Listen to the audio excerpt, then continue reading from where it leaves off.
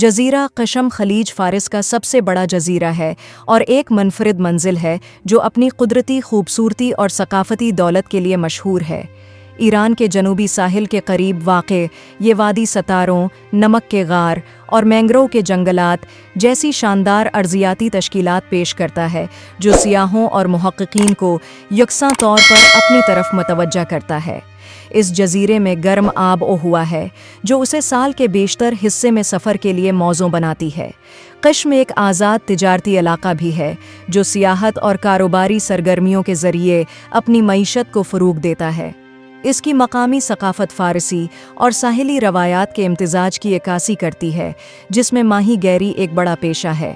مجموعی طور پر قشم جزیرہ اپنے قدرتی مناظر، حیاتیاتی تنوع اور خطے میں اسٹریٹجک اہمیت کے لیے مشہور ہے۔